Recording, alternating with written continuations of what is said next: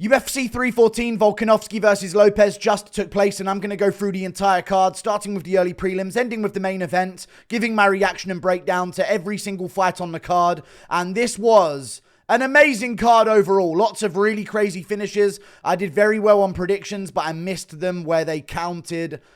Bryce Mitchell loses, and the main event I got wrong as well. I called a second round TKO for Lopes. It nearly happened, but Volk's chin is still there, and Volk still got it. We're starting with the early prelim opener of Nora Cornolle versus Hailey Cowan. Nora Cornolle won the fight. She tried to go for some kind of throw in the first round, ended up on bottom position against Hailey Cowan after doing decent on the feet before that. And then round two, she still did okay. A couple mini shots here and there, got the takedown, got the submission in round two by rear naked choke. Not really too much to break down there whatsoever. As expected, Nora Cornolle gets it done by finish. Correct on the first fight of the card. We move on. Tresean Gore versus Marco Tulio. Now this was... I missed it live, but I watched it back after some of the other fights. Marco Tulio, Tresean Gore was a crazy fun fight. And it was mainly because Marco Tulio just beat up on Tresean Gore in such a creative and amazing way. He had him hurt in round one with big shots. He was stumbling him with big shots.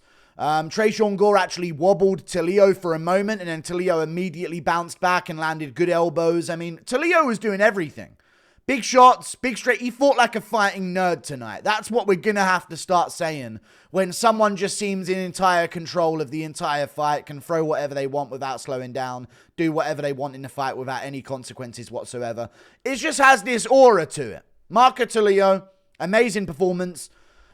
Spinning back kicks to the body, low kicks were money as well. Took Tresean Gore off his feet with a low kick at one point. Dropped him with a nasty, very, very clean left hook that put Tresean Gore down. Tresean Gore incredibly tough to keep getting back up from some of the knockdowns. Got hurt on another occasion as well. His face started showing a lot of the damage. Tulio kept pouring it on. Massive shots. And he landed a big Superman punch after a big kick that he went for against Gore. Put him down again. Ended up on the ground again at some point, and then we're back up again, and Tulio hurts him again, puts him away. TKO finish for Marco Tulio. Tresean Gore showed a lot of toughness and landed a good shot in the first round, but this was one-way traffic from Marco Tulio. Within a round and a half, he had landed 127 significant strikes. That's insane. That is actually insane numbers from Marco Tulio. If you want to know anything more, He'd pretty much landed like 20 significant strikes a minute in that fight before the finish. Incredible stuff from Marco Tulio. Really good performance. I don't know if he got a performance bonus, but I guess they gave a fight of the night to the two millionaires in the main event. Lopes is great money and Volk's a multi-millionaire, so they needed the 50K. But the lower down fighters missed out on a few of them. But I would have given a performance bonus to Marco Tulio. Who got the performance bonuses on this card? Because I know Reyes didn't get one, which I think is a shame. So Paddy Pimblett got one. Silva got one. I mean, there were so many. I'm all right. These guys are rich. Marco Tulio goes without a bonus. I thought it was an incredible performance, but it was expected as well. I think they're going to probably cut Tresean Gore from the UFC at this point. We move on. Mudaerji versus Mitch Raposo.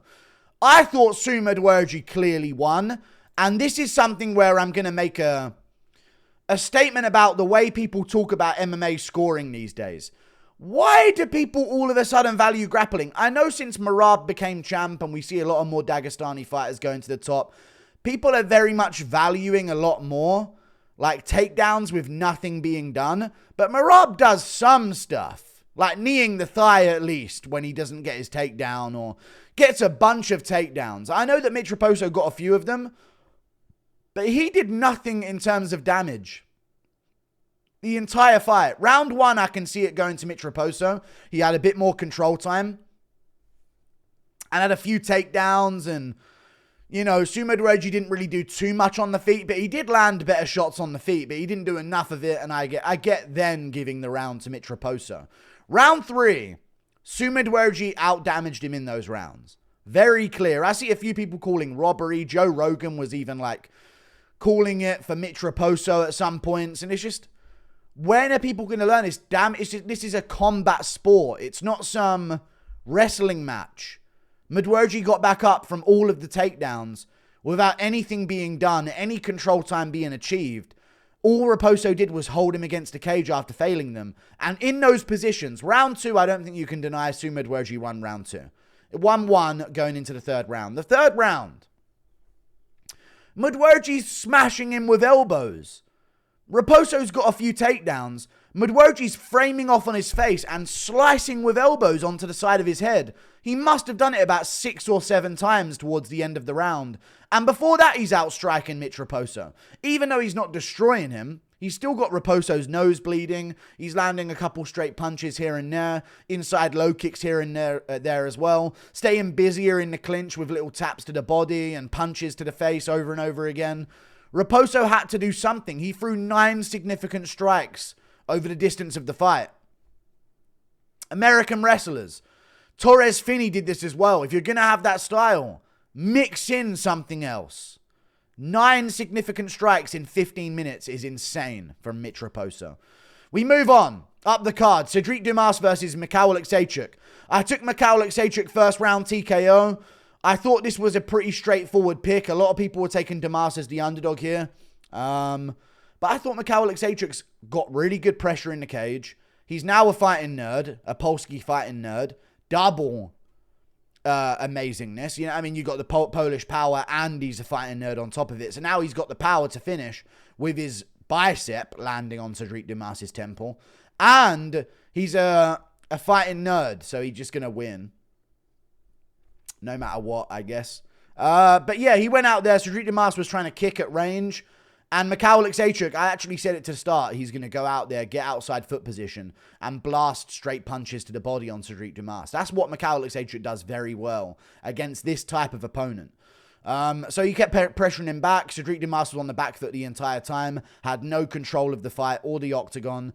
And just got peppered at range for Michal Oleksiejczuk pushing forward. And then Michal dropped him. Landed some decent shots before it, but dropped him with a bicep landing, like a forearm. That's how much power Michal Oleksiejczuk had. The inside of his elbow crease landed on the temple of Sedriques Dumas, and he wobbled his way to the canvas.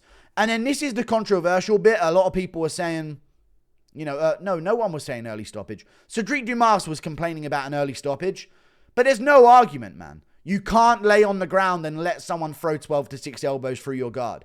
I'm going to bring this up for the Chandler versus Pimblett fight. Thank God for 12-6 elbows. They've revolutionized ground and pound in MMA. But Michal Oleksiejczuk must have landed about 20 shots through the guard. Some of them on the guard. But if they're not affecting you, Dumas, then escape the position. You're laying on your back, tucked up in a ball, guard completely closed, not moving in any way whatsoever, despite Michal Oleksiejczuk not really having a positional control of you. Just stood over you, posturing up in the guard, smashing down shots while you lay there and don't do anything after being dropped. Absolutely fine stoppage. I don't know what Sedriques Dumas was complaining about. Bit of coping, in my opinion. I went 4-0 on the early prelims and called them exactly how they were going to happen as well, which I think was pretty good. We move on to the prelims. Darren Elkins versus Julian Erosa. Now, this was sad. This was just sad. This was a sad, sad reality to watch. I know everyone felt the same watching this.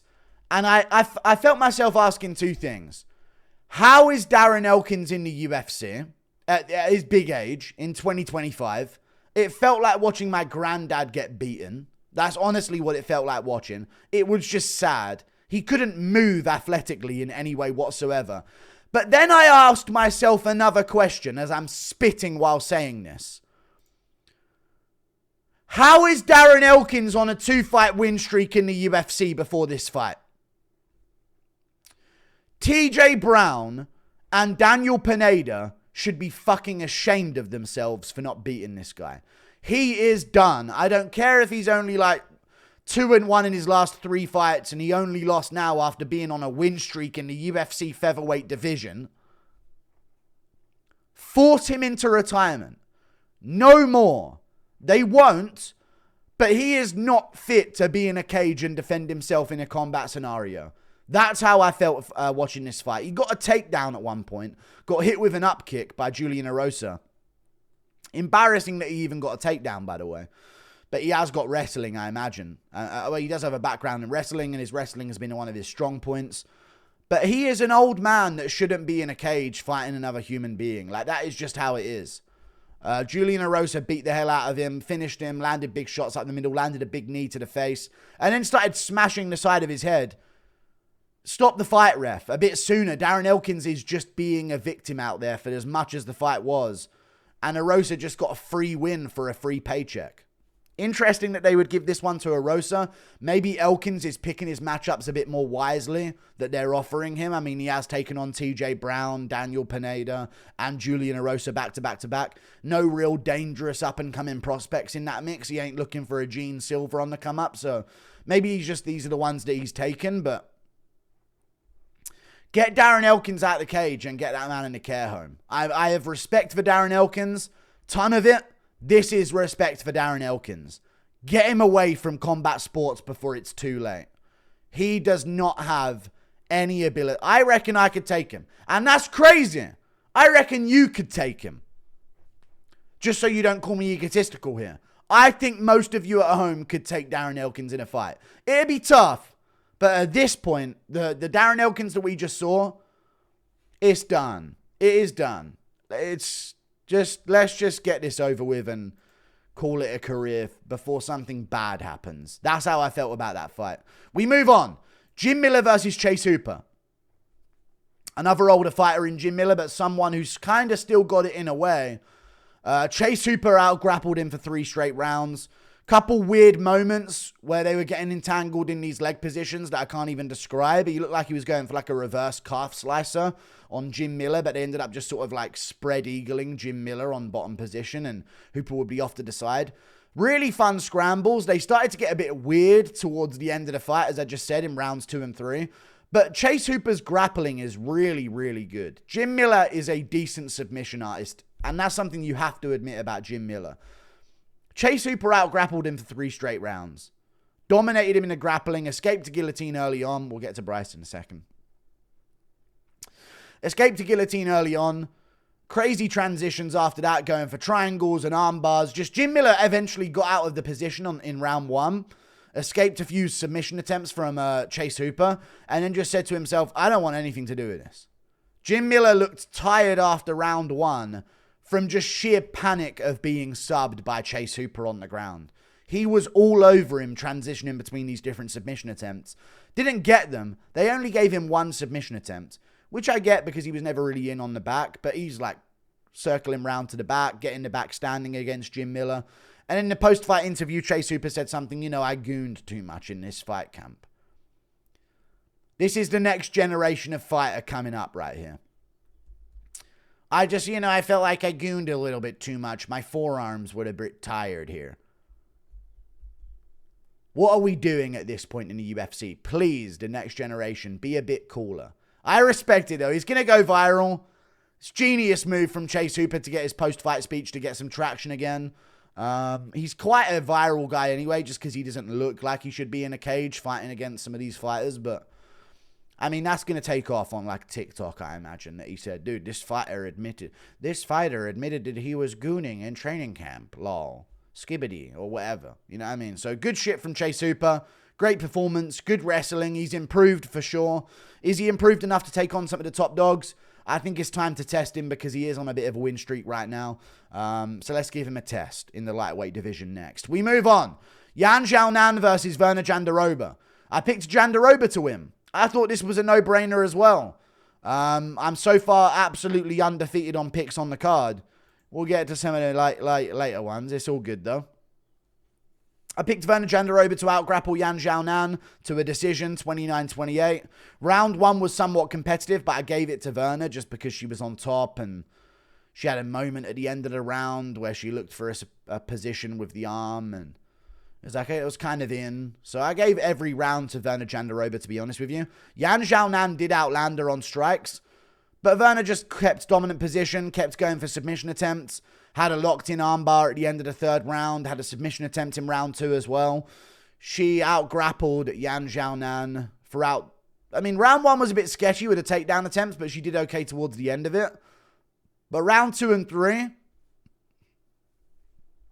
She dominated Xiaonan in the grappling.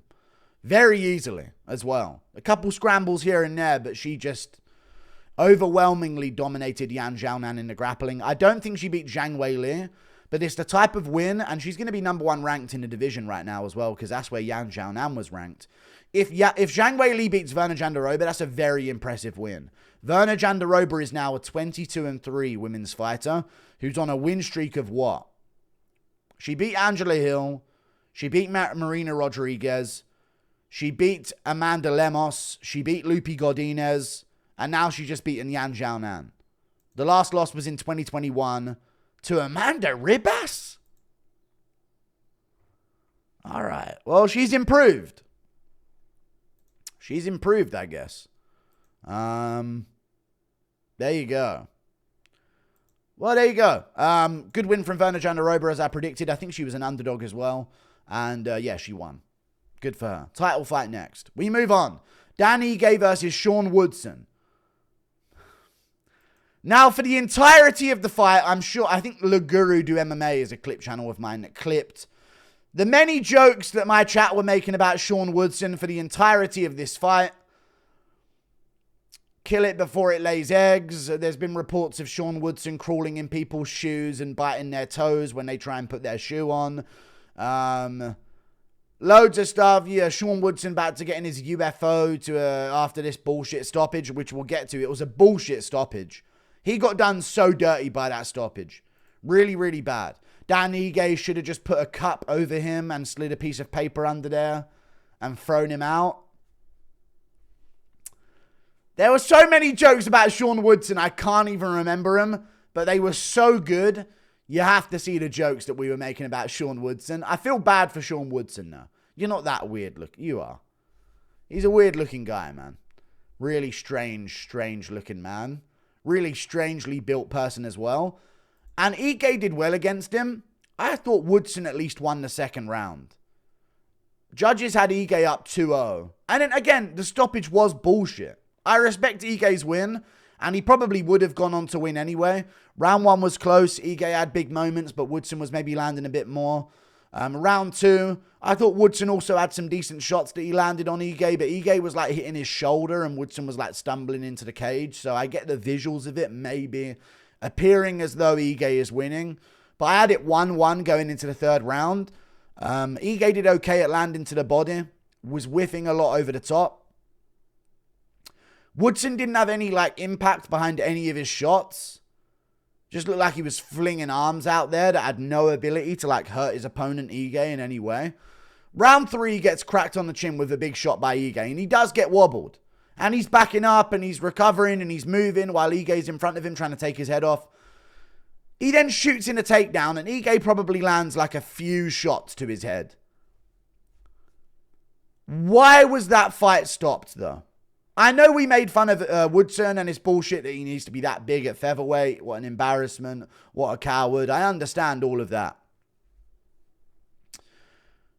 That was maybe one of the worst stoppages in UFC history. Kutula Brankalaev 1 is up there.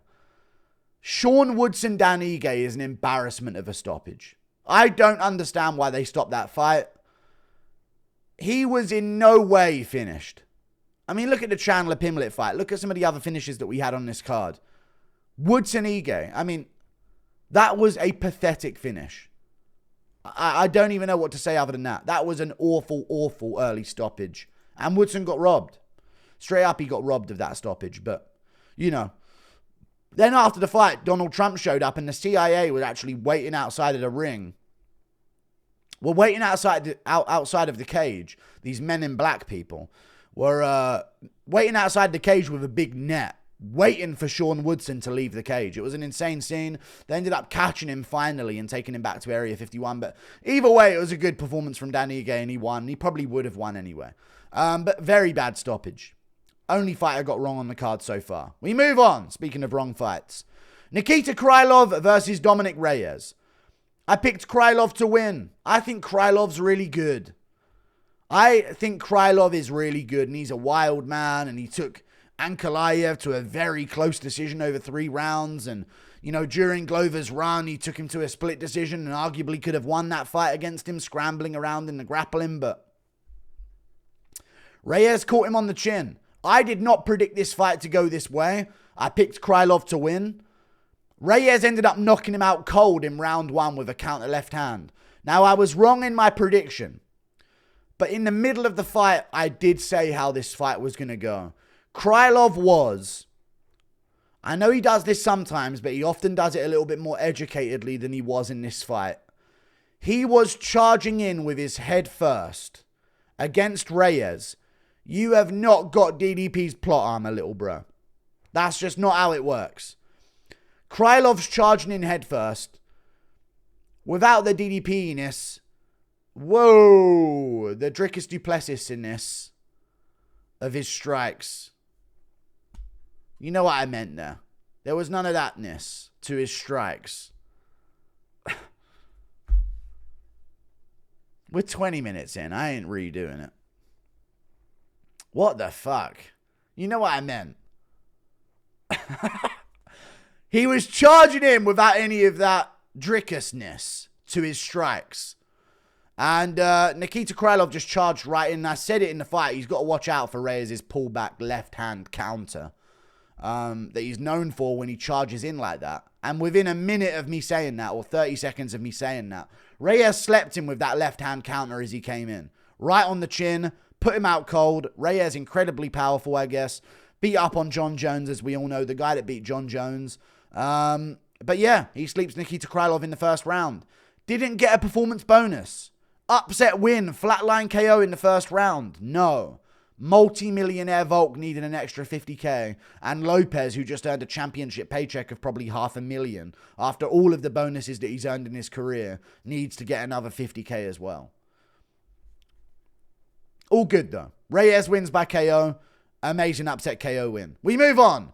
Bryce Mitchell versus Gene Silva. Hello to everyone who just started the video and clicked here. It was a fluke. Now, I don't know how to describe this. I thought Bryce was doing okay on the feet in the first round. I was cheering him on. I was like, oh my God. Bryce is landing low kick after low kick. He's stomping on Gene Silva's leg. He's landing good body kicks. Gene was having moments, and at the end of the first round, he has a locked-in guillotine attempt. You know what? I'm actually going to make a claim here about round 1. I think Bryce went out for a second in the guillotine. For a second. Because he went a little limp in that guillotine in round 1.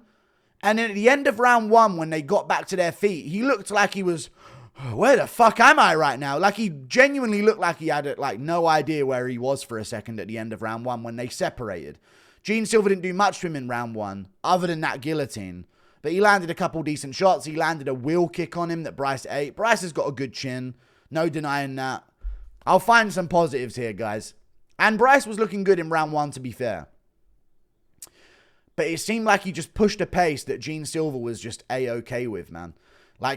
Listen, Bryce Mitchell landed 36 significant strikes in round 1. He probably landed a few in round 2 as well. So let's say 30 in round 1 to Gene Silva's 4, 5, 6 significant strikes. But the difference is, if Gene Silva lands that many significant strikes on you, you're KO'd. Like, Bryce Mitchell didn't have the power in his hands or his strikes to get too much respect from Gene Silva. So Silva was able to just sort of chuckle and laugh. Like, low kick lands from Bryce. It's a good low kick, but it's not a fight-ending low kick. It's not going to debilitate Gene Silva's leg. It's not going to hurt his body when he lands that side kick to the body, you know. Maybe he could have hyperextended his knee, but it just wasn't. None of them were like fight-ending moves that he was landing. He landed some good punches as well, but they weren't going to knock Gene Silva out. So Gene's eating them, and he's getting reads, I guess. That gets the guillotine at the end of round 1. Bryce escapes. He's on top, but Gene Silva gets back up to his feet. Bad sign for Bryce. I think he actually went out for a second in the guillotine. That's my take. Round 2.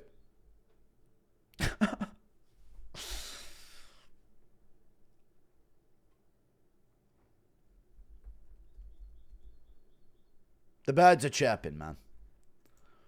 Round 2. Gene Silva, Bryce Mitchell. He continually gets this ninja choke attempt on Bryce and a guillotine attempt as well. Bryce is shooting single legs with his head on the outside.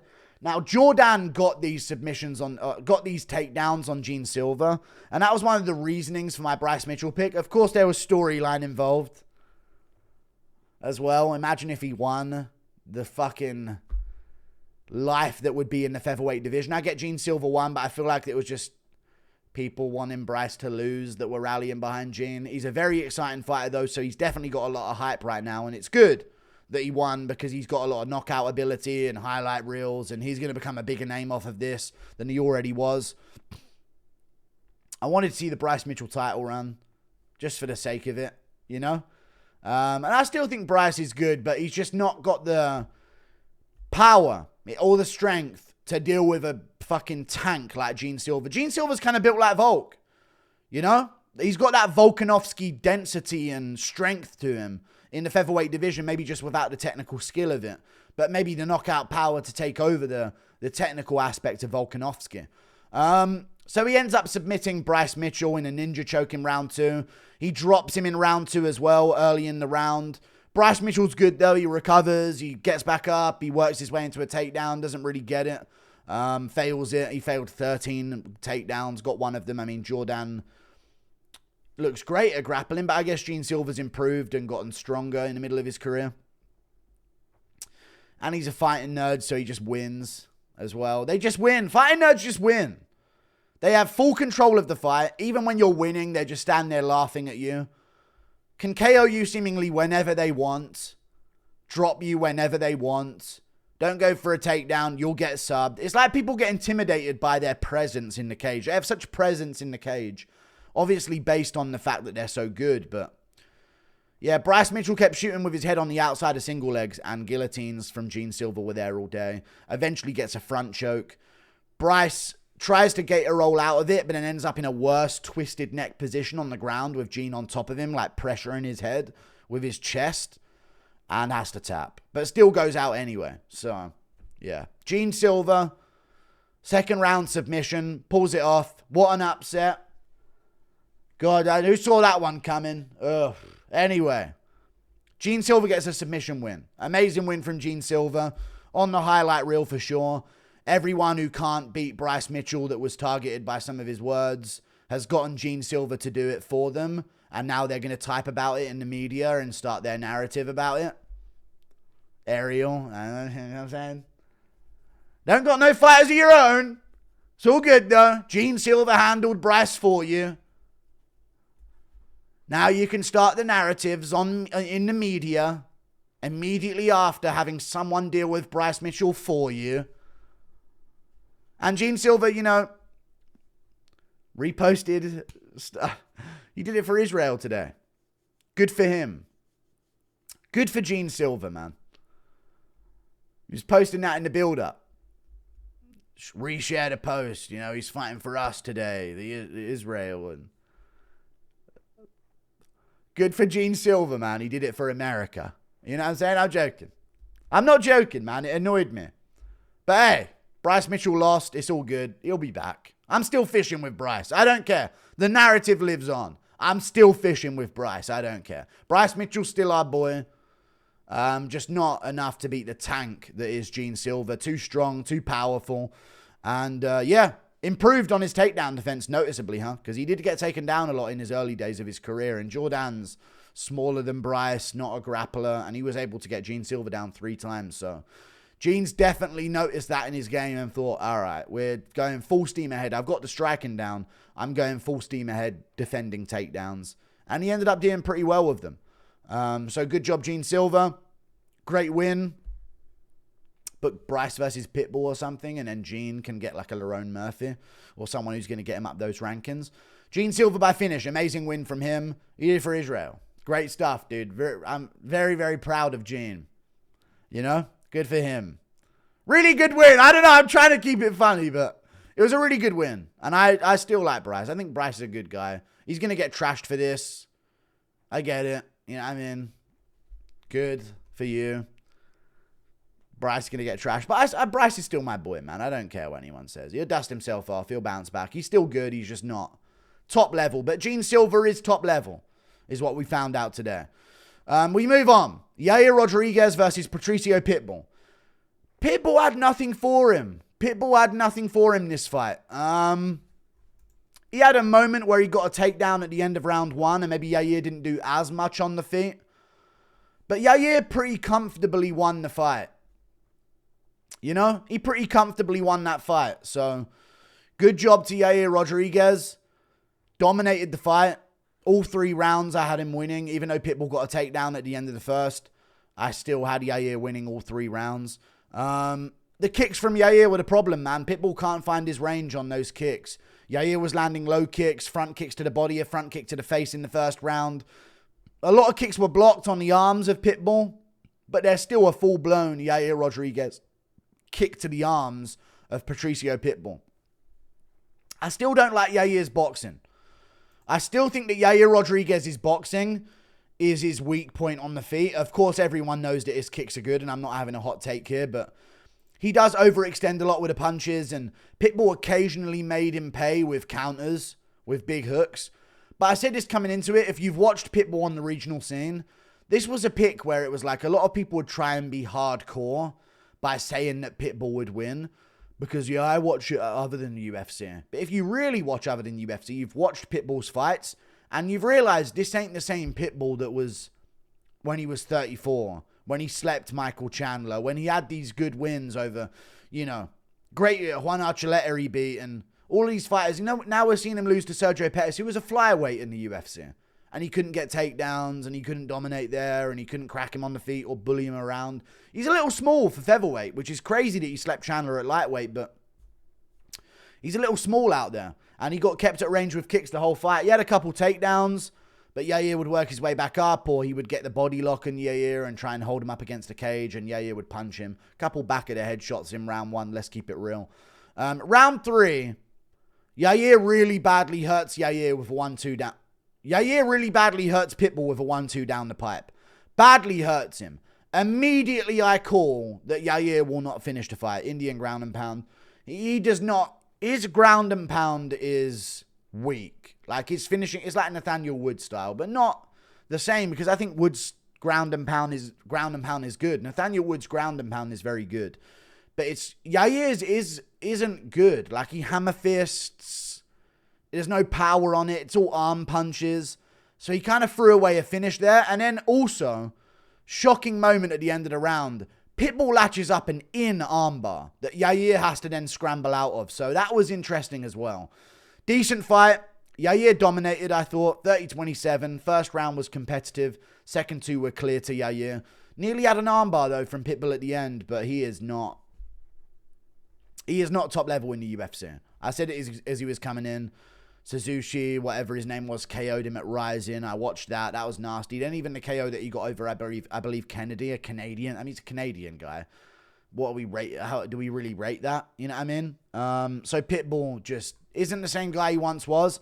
But I think even if he was a little bit more in his prime, I don't think he's got the answers at featherweight. Maybe against a shorter opponent, he would do a little bit better, but I don't think so. Other than a few punches in round 2, he didn't really have much at all. We move on. Up the card, Michael Chandler versus Paddy Pimblett. Now, lad, Chandler needs to stop bleeding, lad. Paddy Pimblett.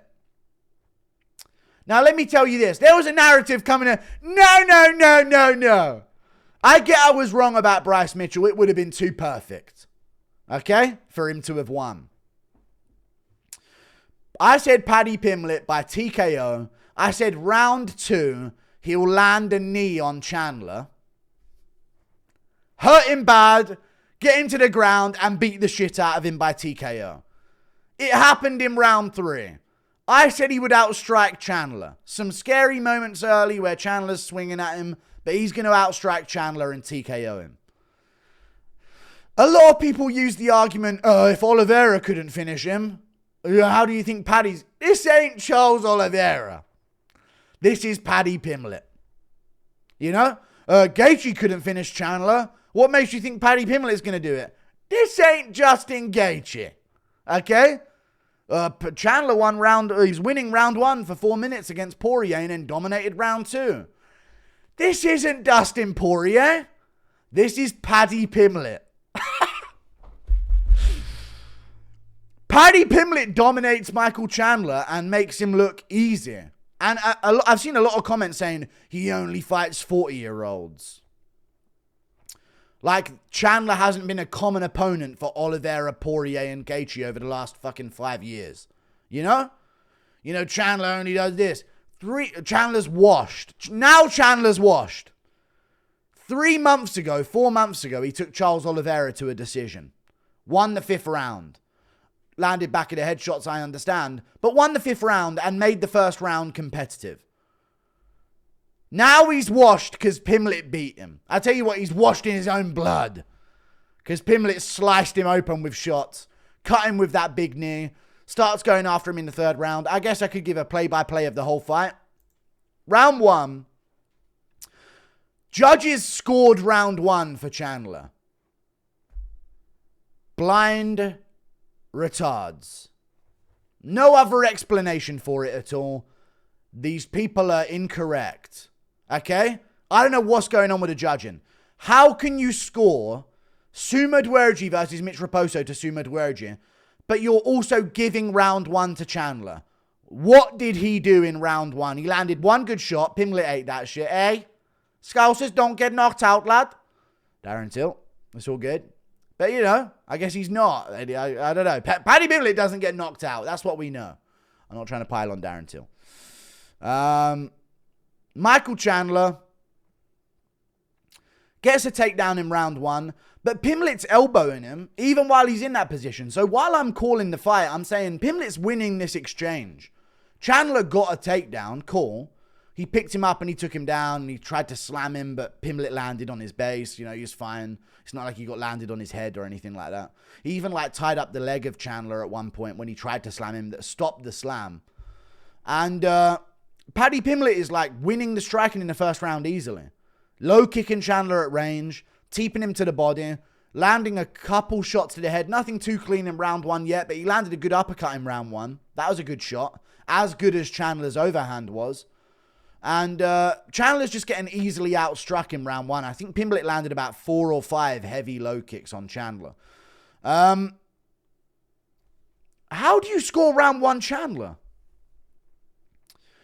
Even with the takedown, he landed maybe a couple punches, but Pimblett's elbowing him worse. The elbows were better shots, and Chandler had to like give it up and then try and go for a suplex that failed.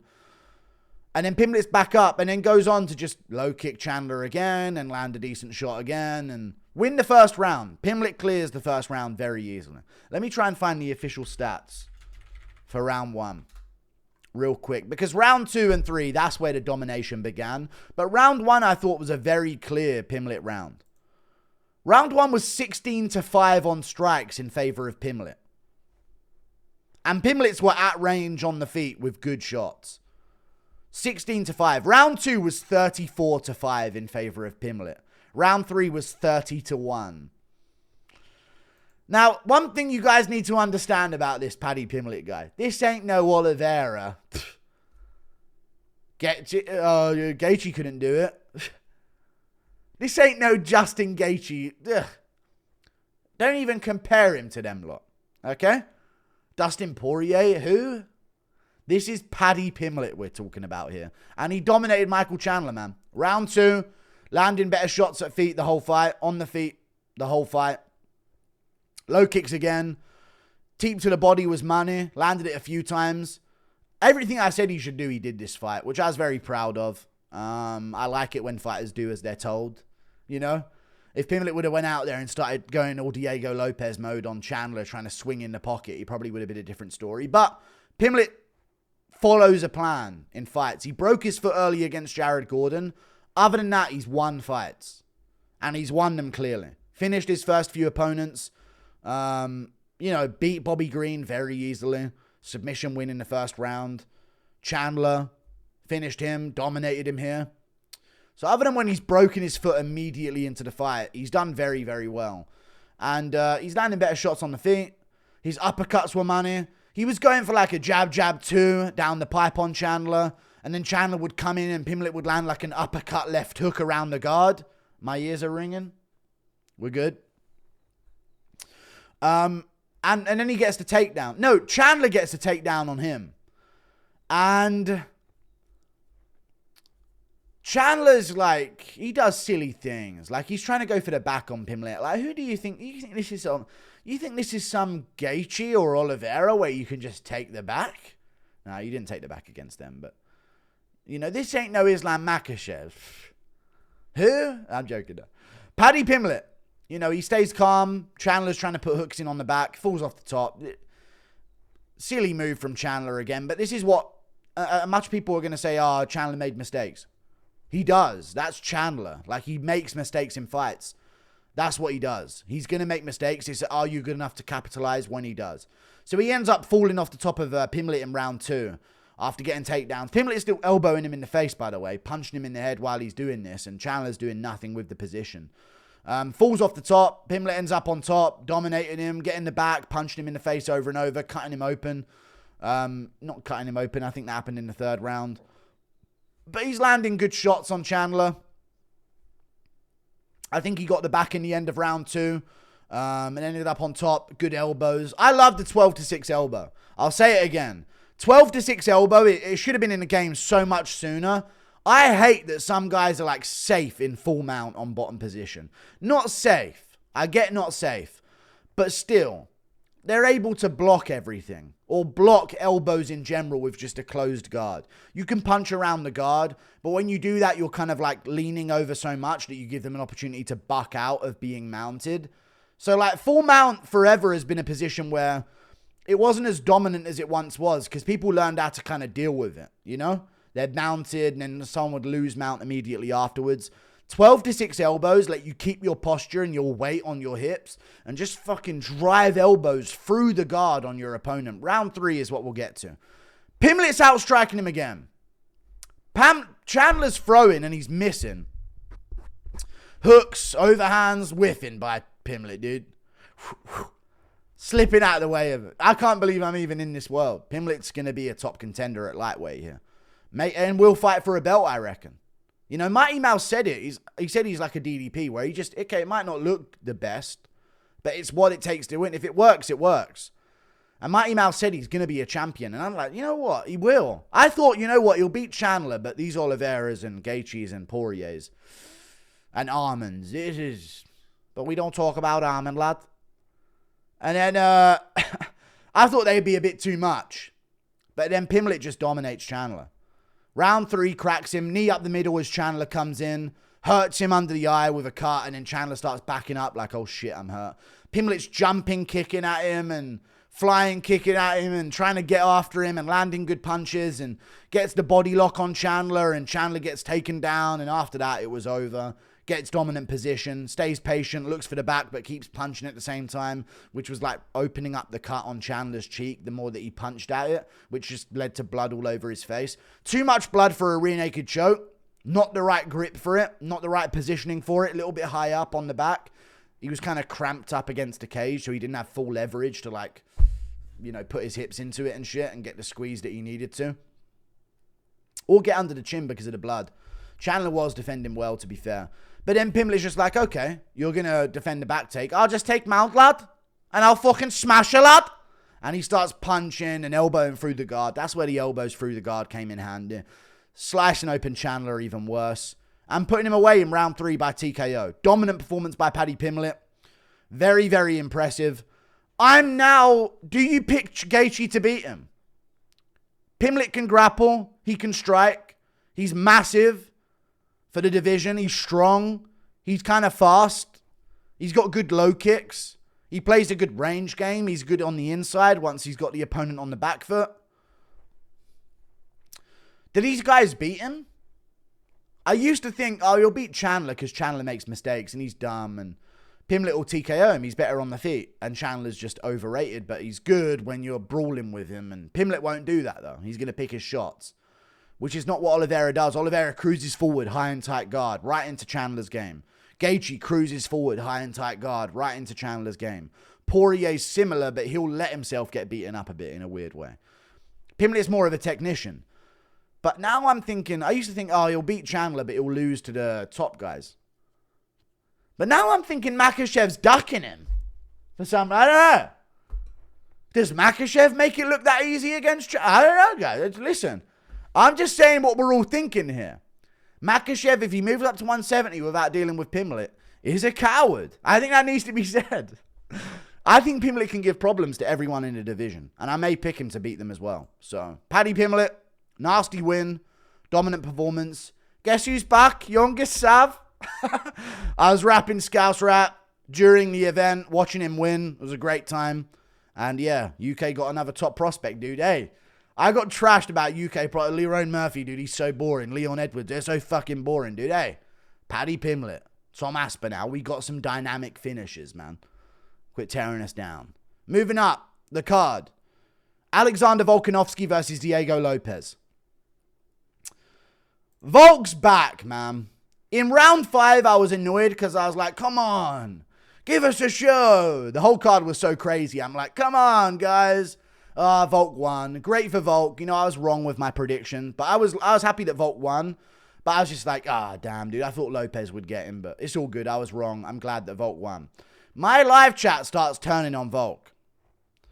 Starts saying, boring, running. Even Lerone Murphy tweeted today, like, is Volk running, you guys? Not the same. Not the same. Volk was a Terminator in round 1. Not the fucking same, Lerone Murphy. This was a good performance from Volkanovski against a dangerous Diego Lopes. My prediction was... so close. Volk's going to be doing really good. He's going to win round 1 and everyone's going to be saying Volkanovski's back. He's going to be winning round 2 and everyone's going to be talking about how back he is. Vintage Volk. Then at the end of round 2, he's going to get caught and put away by Diego Lopes. It would have been perfect for a prediction. Volk gets dropped at the end of round 2 by Lopes. But we're going to go through it chronologically. But I want to hit home a point. Not the same, Murphy. Volk was in it to scrap for the first 4 rounds. Not the same. You landed 84 strikes against Josh Emmett over 5 rounds.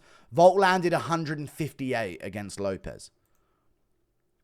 Not the same in any way at all. We landed 43 strikes in round 5. You know? You landed 18. And Volk's were all more devastating. I don't want to hear the comparisons, buddy. Okay? It's not the same at all. And he had moments where he stood his base. You know, he wasn't on the back foot the whole fight. You had moments where he pushed Lopes back and was like, okay, now is my turn to do something and shoot in and get him hurt and break him on the ground. And round 1 was a perfect start for Volk. It was not a good start for Lopes. I think if the start was a little better for Lopes, we could have been looking at a more competitive last few rounds. I gave round 2 to Lopes. One judge gave round 4 to Lopes. I didn't. I still gave it to Volk. And I'll tell you why in a second, but we'll go through the fight chronologically and score it here. Round 1, Volk. Landing the better shots. Lopes did not jab with Volk. I think he needed to. He didn't throw any kicks this fight either. Just saying. I'm being critical of Lopes. I know I picked him, but you have to be critical. He didn't throw any kicks. He just even Volk didn't throw many either, to be fair. It was all headshots from both of them the entire fight long. And Lopes didn't jab with him. I thought Lopes is going to jab with him, and when he does, he'll be able to land that right hand. That's exactly why he got the knockdown in round 2, by the way. But round 1, Volk does his thing, landing good shots, gets respect from Lopes with a big shot, and then gets a takedown and beats him up on the floor in round 1. 10-9 round to Volkanovski. Not a good start for Lopes. Round 2. I don't know how people were scoring Lopes to lose round 2. And I think this is the most pathetic thing that anyone's ever done. People on Twitter were scoring round 2 to Volk. It's fucking pathetic that they did that. You're pathetic for saying... I had people in chat saying, that doesn't take away what Volk did that round. Let me say this. Other than the knockdown and the flurry from Lopes, the strike numbers would have been 24 strikes to Volk, 14 to Lopes. And Lopez's were big shots. Volk was jabbing him, inside low kick here and there. Jabs, hitting the forehead of Lopes, touching the nose of Lopes. When Lopes landed, it wasn't a tiny shot. It was all a big shot for Lopes. They both cracked each other in round 2 and both stumbled back, but Volk looked like he got the better of it. His chin's back. Volk's chin is well and truly not gone, which is insane after 2 KO losses in a row at his old age. So he's taking shots very well. Lopes gets stumbled back, but Lopes drops him at the end of the first. The numbers are 24-16 in stats. I get it if it was 50-16 in favor of Volk and Lopes dropped him at the end of the round and he wasn't really that hurt. But he got dropped. It was a knockdown. It wasn't an off-balance knockdown. He got cracked on the chin and put down by Lopes with a big shot who then followed up with a good uppercut that Volk just ate. Fuck my prediction, man. How's he Terminator again all of a sudden? But yeah. Round 2. Lopes wins the round. Like, there's no denying that. Lopes 100% wins round 2. Volk's not doubling him, tripling him, toying with him, beating him up, and then Lopes just catches him. It was a competitive round that Volk was clearly winning, and then he got cracked and dropped. It's a Lopes round. What are we doing? Round 3, though, Volk wins the round. Very boring round. Round 3, not the best of rounds. Lopes has a bit more success with his big punches. Lands a good shot or 3 or 4 on Volkanovski, but Volk's eating them. Volk's just eating these shots. And then even this, I'll say this as well. When they did clash early in the fight, other than in round 4 towards the end of it, and I'll even have a take about that as well, Volk was like beating him in the pocket. So Lopes is swinging at Volk, but Volk is constantly landing his overhand right on Lopes. Like, landing it a lot in that fight. And round 3 goes to Volkanovski. He wins the round. Doesn't get his takedowns, but he wins the round. Round 4. This is where it's interesting. Now, I still gave this to Volkanovski, but I get that Lopes looked like he had him in danger. But I don't think Volk was wobbled. I think he was just, you know, he got jabbed by Lopes, and the little knuckle of Lopes hit him in the eye, and it bugged him while on the back foot. So he's like pouring at his eye. I thought it was a bit of an eye poke maybe, or a shot that hurt his eye. And Lopes cruises forward, starts landing some good shots on Volk. I'll say this, though. Volk's winning the early part of the round. Volk lands as good as he gets in the pocket with Lopes in round 4. Even when he's on the back foot. Rewatch it. I haven't rewatched it, but I remember it. When Lopes is cruising in round 4, I'm like, Lopes is, but Volk as well. You know what I mean? I'm trying to remind myself, but Volk as well. Even though Volk's backing up and he's scrambling, and oh my God, it's a dangerous moment for Volk, and Lopes is cruising forward, and he's tough, and he's in his face, and he's swinging and landing on him. Volk is still cracking him on the chin. Volk's chin is going to get a lot of credit. Lopes' chin is fucking insane as well. He took everything Volk had in that round. Even in the pocket where Volk was cracking him on the jaw with some big right hands. Even when he landed that uppercut in round 4 that really had Volk stumbling. Again! Flush uppercut from Lopes. Volk just eats it. Flush! I don't know how to, like, differentiate chins in MMA. Why? It will forever be a question that I have in my prediction career, I guess you could call it. Why, when he hits Sabatini, does he just go all AWOL and go to sleep? When he didn't even hit Tucker, did he, in that fight? But Evloev in the first round, oh shit, he's wobbling, he's going backwards. Wasn't as crazy as we made it out to be, but still. Ortega, granite chin, slumped, back awake again. Better chin than Volk, I would say. Ortega, right? Slumped, woke up again and cracked again, wobbling all over the place, backing up, cracked again in the 3rd round, wobbling backwards and really badly hurt and about to be finished, and dropped again at the end of the 3rd. Then Dan Ige took the shots. Dan Ige's unfinishable. I thought Volk was like, he's really good, but he gets dropped. His weakness is his chin. That would be the argument for Volk, is like, he's really, really good, and he's tough, and he's strong, and he's powerful. But he doesn't have much power, and he doesn't have crazy chin stats. He's just so technical that he can evade it. Lopes cleaved him with an uppercut in round 4, and he just eats it. Eats it like it's nothing. Keeps going through the fight. Cracks Lopes back in the clinch. Round 5, Volk's jabbing and moving inside. Low kick, jab, move inside. He does his thing in round 5. Lands a few good right hands as well early in the round. Once he realizes he's got the round, 2 minutes left, he's looking at the clock thinking, I've won. I'm just going to back up. Lopes is tracking him down like, come on, let's fucking scrap. I want to fucking brawl with you. Let's make it happen.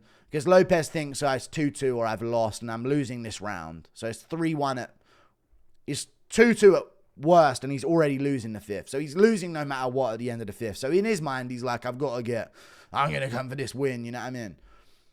So I was kind of like, oh, come on, Volk. Give us a moment at the end of the 5th. Vacant belt. Come on. But he's smart. He didn't do it. Good for Volk. Really good performance. He won. He won clearly. I thought he won 4-1. I don't think Lopes won the 4th round. But he definitely won the 2nd. I don't know why people are saying 5-0. It's fucking pissing me off that they're saying that. But really good stuff. Really wholesome ending. If Bryce would have won, it would have been perfecto. But Gene Silva's a good prospect as well. Great card. I love this, man. This is... And I'll say it here. This is like the first UFC card we've had all year.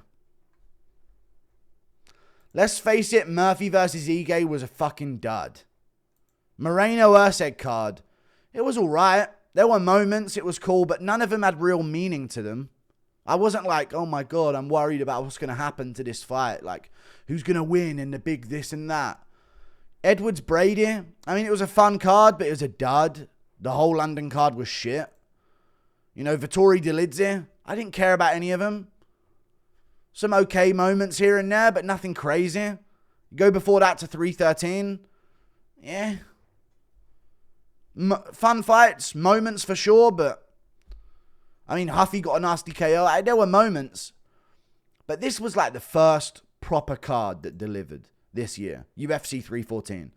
We've got great cards coming up after this. I hope they deliver as well. But we need more like this card where I've just got done grieving for Bryce. And now it's Yair Rodriguez Pitbull. I've just got done and analyzing Yair Rodriguez Pitbull. Chandler Pimblett are walking out. I've just got done talking about how great of a win Pimblett had. Lopes is walking out versus Volkanovski. It was one of the first cards in a long time where I wasn't ready for the next fight yet. I felt spoiled for how exciting it was. Really good stuff. Like and subscribe. Toodle Pip. I think I went 9-4 on picks. I went plus 400 and something dollars if you would have bet on my picks. But I didn't get the main event and I didn't get the Bryce Mitchell fight, so I've got shit picks. I guess. I need to get I should have gone 2 and fucking... What did I go? 9-4? I should have gone 2-11 and got the fucking Mitchell and Volk fight right, I guess. See you later, guys. Goodbye.